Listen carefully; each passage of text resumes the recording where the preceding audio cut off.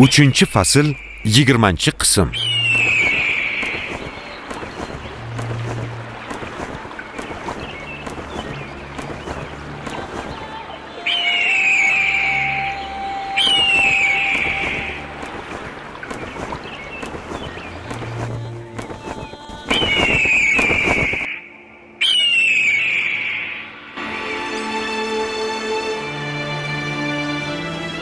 Allohning nomi bilan boshlayman.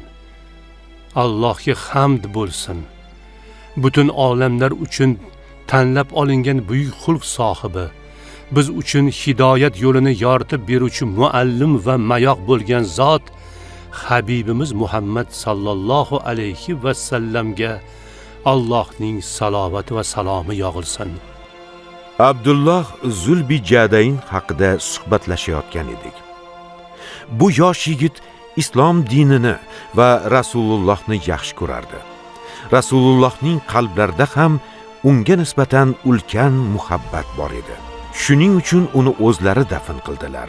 Allohga duo qilib, Abdullohdan rozi bo'lishini so'radilar. Abdulloh Zulbijadayn yosh yigit edi. U Bani Muzayna qabilasidan birinchi bo'lib islom dinini qabul qilgan edi. Uning johiliyatdagi ismi Abdul Uzzo bo'lgan. Ota-onasi vafot etib, unga katta boylik qoldirgan edi.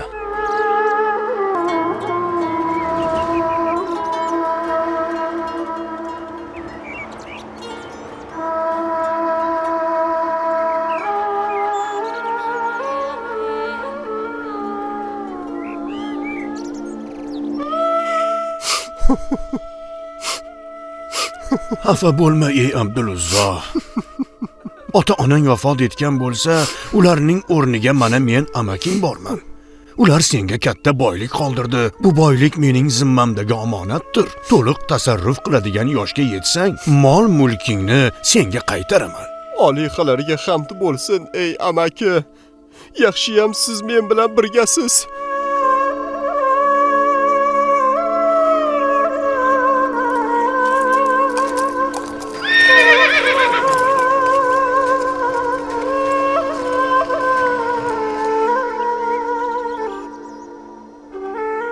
Ey iloh, mening amakimdan boshqa hech kimim yo'q. Uni men uchun o'z hifz-u himoyangda asra.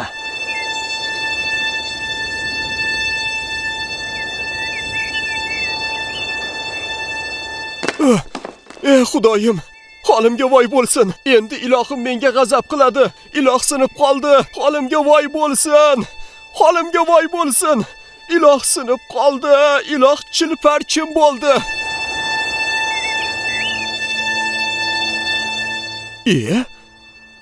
Qanday qilib iloh sinib ketishi mumkin-a? Ilohni sindiradigan bo'lsam, unaqada men kimman? Yo'q. Banda o'z Robbisiga aziyat yetkaza oladimi? Abdulloh hayron bo'lib, o'ylangancha tashqariga chiqdi. U savollarga javob topishni istardi.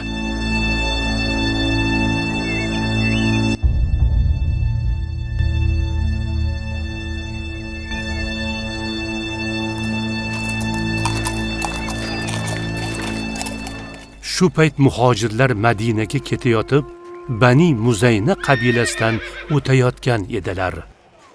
Qayerga ketyapsizlar, janob? Nega Makkadan chiqib ketib qaytib kelmadinglar? Rasulullohning oldilariga ketyapmiz. Rasululloh? Odamlarga elchi yuboradigan iloh bormi? Ha o'g'lim.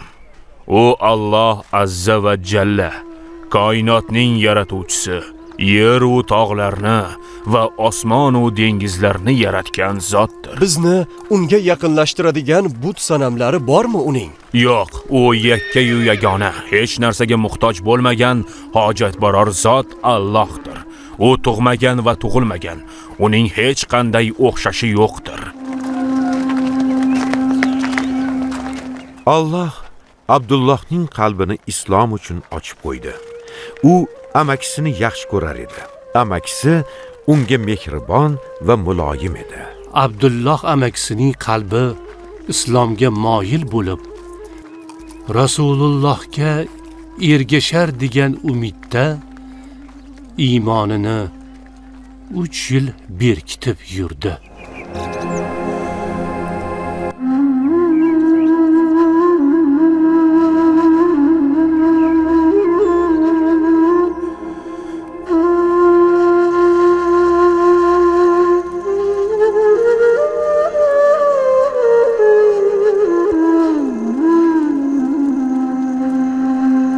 Assalomu alaykum va rahmatulloh. Assalomu alaykum va rahmatulloh. Ey Rabbim, islom ne'mati uchun senga hamd aytaman va shukrlar qilaman. Allohim, Rasululloh sallallohu alayhi va sallam bilan uchrashish vaqtini tezlashtir. Allohim, amakimni hidoyatga boshla. Uning qalbini iymon uchun keng qil. Ey olamlar Robbi,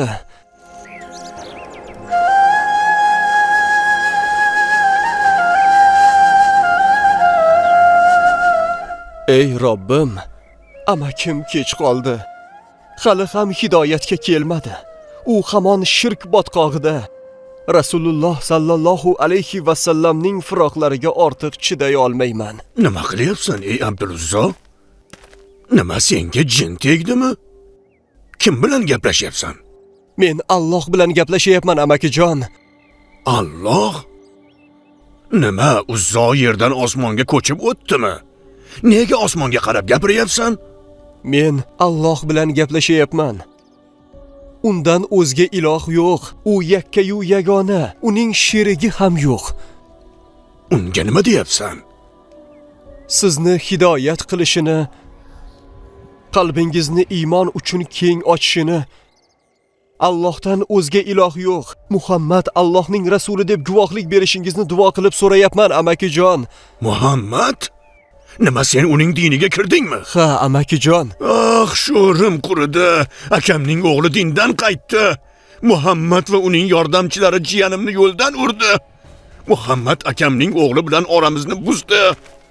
Lot va Uzzoga qasamki, agar bu yo'lingdan qaytmasang, mol-mulking va merosingdan bir tanga ham ola olmaysan. Bor, uning yoniga faqir va nochor bo'lib bor. Allohga qasamki, Rasululloh sallallohu alayhi va sallamga yaqin bo'lishim dunyo va undagi narsalardan ko'ra yaxshiroqdir.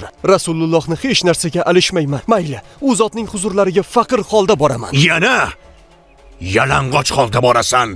Ko'ylagingni yech, yalang'och holda ketaver.